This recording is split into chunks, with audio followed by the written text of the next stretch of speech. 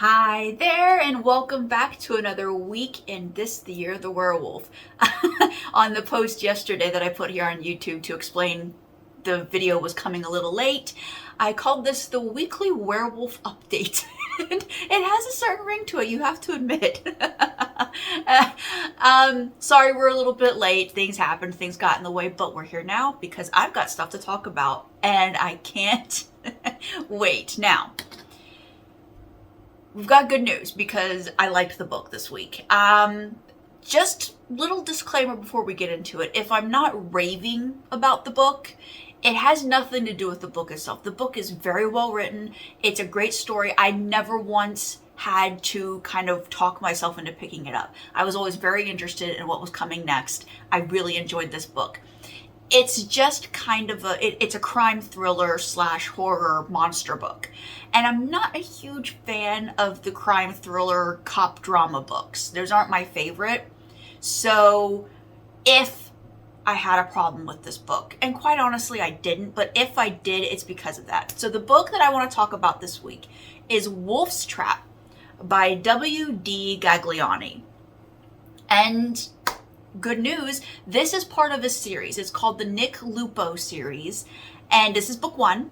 I don't know if they run in order or if you can just pick up any. I will put the website for W.D. Gagliani down below, and you can check it out. If you love, like seriously, if you love police procedurals, if you love cop drama books, and you want a little bit of monstrous tucked into it, this is a fantastic, fantastic book to read. And like I said, I was always very eager to pick this up in the morning and figure out what's going on next. There are things that happen in this book that I can guarantee you I will be thinking about for years to come. If you've read this book, the lipstick thing, yeah, that's imprinted. I will be thinking about that forever now. I enjoyed this book. It was fun to read another one. It's not that it's not a monster book. It very much is. But the monster of the book is not the werewolf. So, I don't have a problem with that. I liked this book. I really did. Maybe I didn't love it, but that's just because of the cop drama thing. I really liked it. It was very well written. It had great action. And this book never once slowed down. Just full throttle the whole way through. It tells a very big, very dense story. So there's a lot of rocking back and forth with, forward motion, flashback, forward motion, flashback. But it all enriches the ultimate tale. So absolutely recommend Wolf's Trap by W.D. Gagliani. If you have read any of the other Nick Lupo books, are they any good? Should I check them out? Let me know. As it is, I think you should check them out. And again, the info will be down below. Now, we gotta talk about movies. So listen, what I am doing is stupid, okay? This immersing myself into a very slim subject and making sure that I'm getting a big dose of it every week, over and over again every week. I'm starting to see a lot of things play out over and over again. Like I mentioned either last week or the week before, that I'm seeing a lot of small town cop versus the werewolf, small town cop versus the werewolf.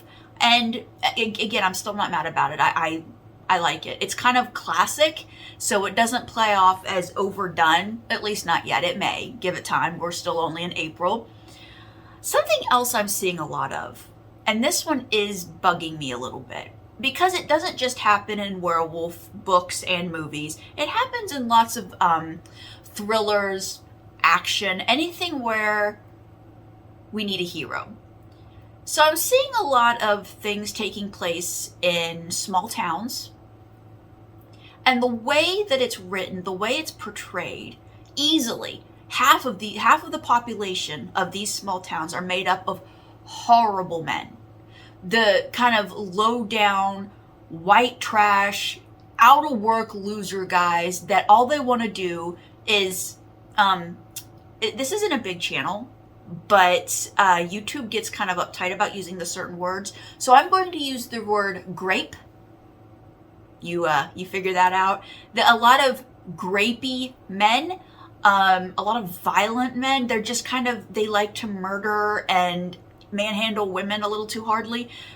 And that in and of itself is stupid. I'm sorry, but it is. All small towns are going to have a diverse population of personalities, okay? But having them have so many of these bad guys who were used only as a tool for our hero to have a hero moment, please stop it. It doesn't need to happen that often. If it happened every once in a while, the thing is I see it now, and I'm going to see it everywhere. It's just I'm seeing it a lot. And we're using women as the damsels in distress and just horrible men as an excuse to give our hero his hero moment. And I'm already tired of it. I would like to see more of a diversity of personalities in these small towns. And I would like, if you're writing something, you're creating something. If we want our hero to have a hero moment, do something else, please. So that's the gripe. That's the gripe. It's actually something I've read multiple times in books at this point, and I've seen it in many movies. It's just the way it happened this week just really got under my skin because it was done badly. So I watched 2 movies, as I do. One I'm going to name, and one I will not. The first one is the one I will not name.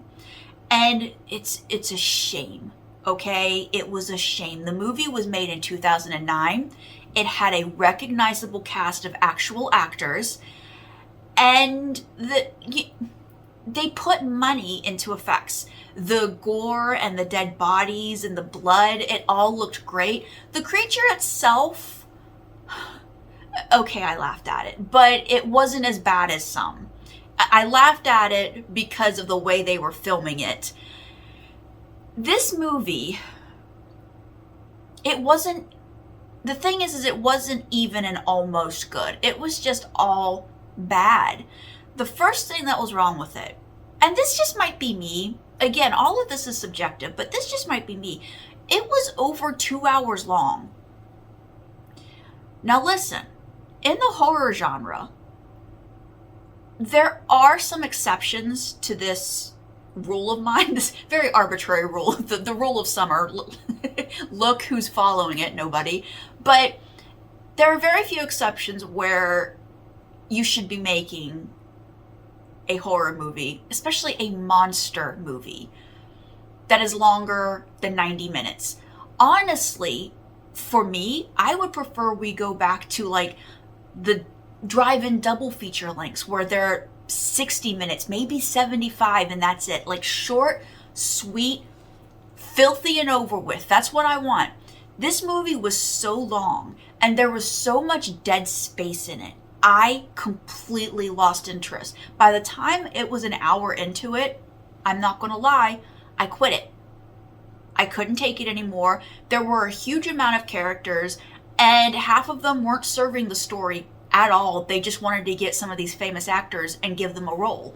And it was useless, and it was heavy and bloated and dragging. And I'm kind of annoyed because the premise wasn't new or fresh, but that doesn't make me mad. That doesn't bother me.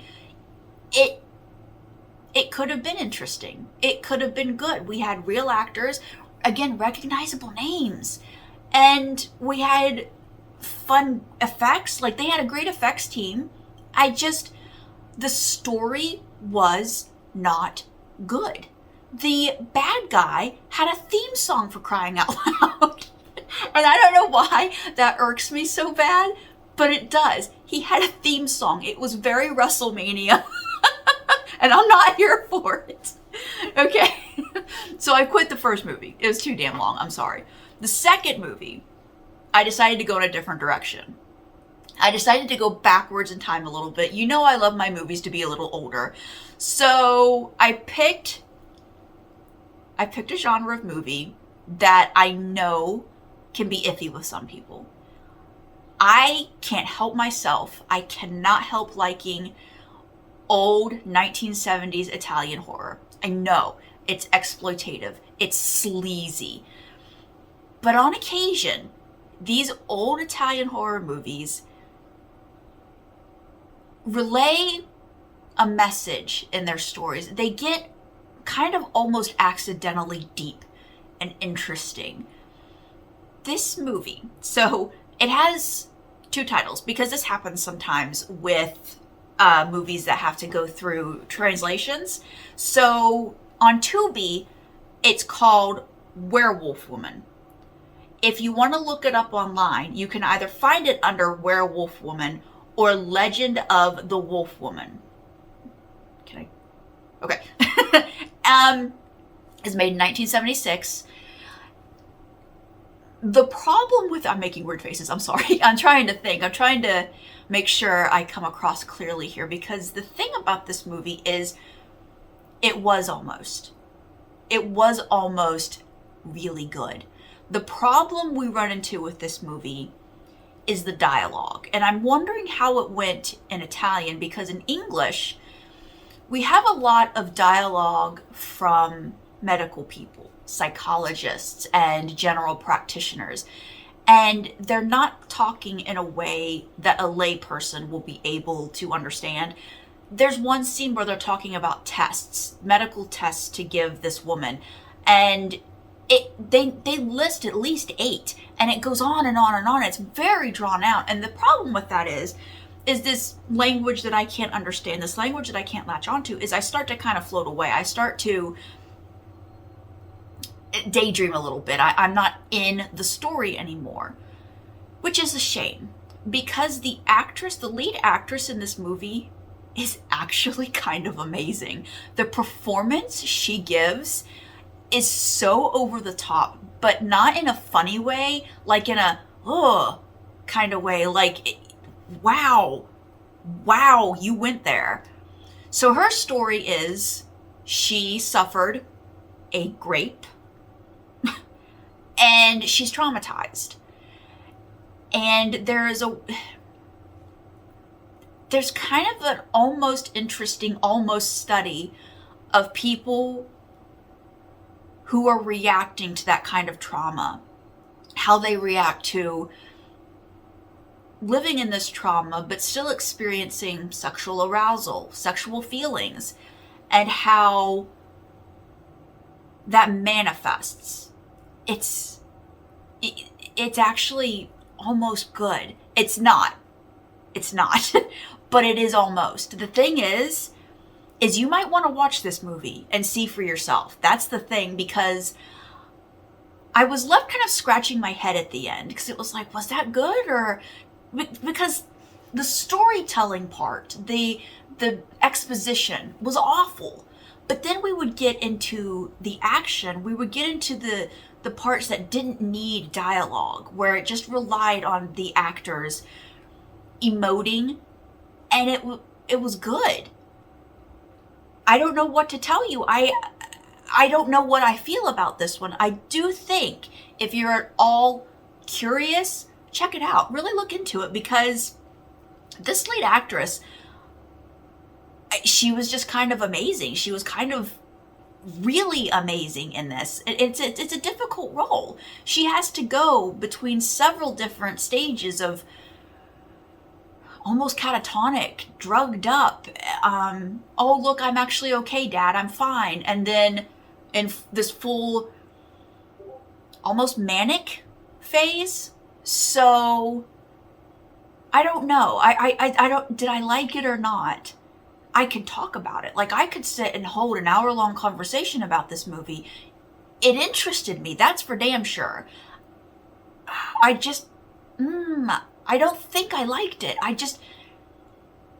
It was almost. There's a hope in this. And yeah, I think you should watch it. That's the thing. I think you should watch it.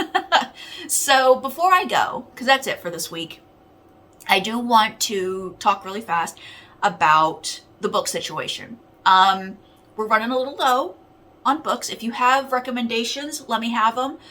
But I do think I'm going to embark on a reread, because it bothers me that I am not a fan of the Howling trilogy by Gary Brandner.